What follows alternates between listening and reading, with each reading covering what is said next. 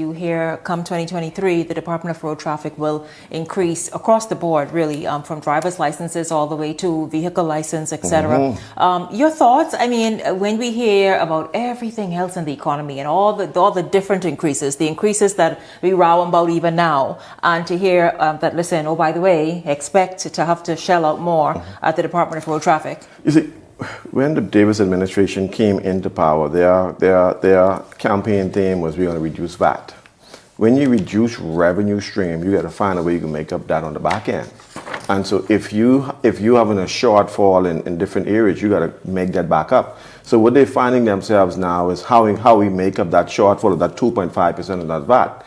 That is now let's increase the cost on business license and other things. So they want to make that up because remember now road traffic is the second largest revenue generator for the government. And so now that's going to increase the revenue stream for the government.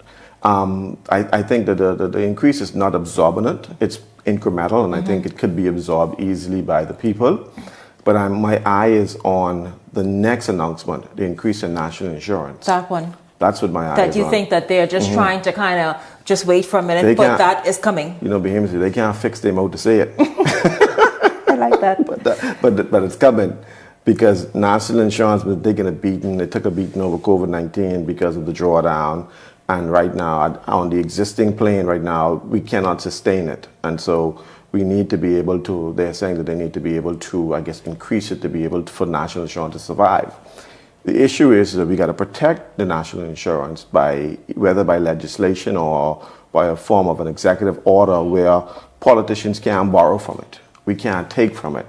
It's for the pension, and it should be reserved for the pension. So no longer should it be a fund that the money isn't working, because that's what they did. They would invest the money, but I don't know if invest is the right word, but they would use the money to fund other things, other government projects. And government would take from this hand and lend to their hand, and so they'd use national insurance money to use some of their projects as well too, to buy project properties and so on.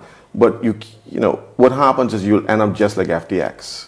Because what happened is that, yeah, you have the money there and yeah, you borrow in here, but when it's time to draw down, there is no money, you see? And that's what happened to Sam and them. When the people draw down, there was no money to pull out.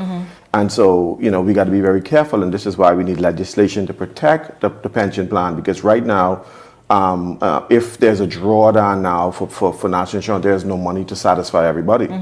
And so that is why, you know, they're so on people to pay their national insurance, because they need that inflow of cash.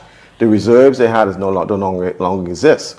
And so we have to be careful moving forward. So 50 years now, for the next 50 years, how do we preserve the pension plan for the future generations of Bahamians? We have to preserve it by legislation so that politicians, no government branch, no Ministry of Finance can touch it, borrow it. It's protected by law. And so, you know, I think we need to be wise in that regard, because that's the next thing. But this Ministry of Road Traffic increase is not too harsh. It's not too abrasive on the pockets of people. I think, you know, it could be absorbed easily. It's quite doable, and certain things even sound quite appealing. Like, for example, I forgot the sum five-year called, option, the 5-year option. I think that's only around 120 something, 160. In fact, 125. That right there alone, it makes you want to just, let me just get my license for 5 years. But what they should have done too is that, you know, you want to be able to increase revenue. The vanity plate should have been on stream a long time, because, you know, you have 100, 200, 300,000 cars in the market right now. If you're saying now you introduce the vanity plates, that means you could customize your plates and put whatever words you want on your plate. And people will pay for that. Where there's $100, $200, they'll pay for that. People like vanity. And so what happened is that I think that's in play in the United States, those vanity plates from years ago. So 250 at 100, 300,000 cars, you know, you're looking at quite a bit of additional revenue. And so they should have moved quickly on that, swiftly on that, to be able to... Well, maybe that's a part of the rollout in 2023, because, you know, the Prime Minister did talk about, he alluded to the vanity plate. Yeah, the previous administration talked about the vanity plates as well too, but nobody seemed to be moving fast enough. But that is a serious stream of revenue for the country, and they should move fastly and quickly to embrace it. Please like, share, and subscribe to our YouTube channel, and also follow our TikTok account. Thanks.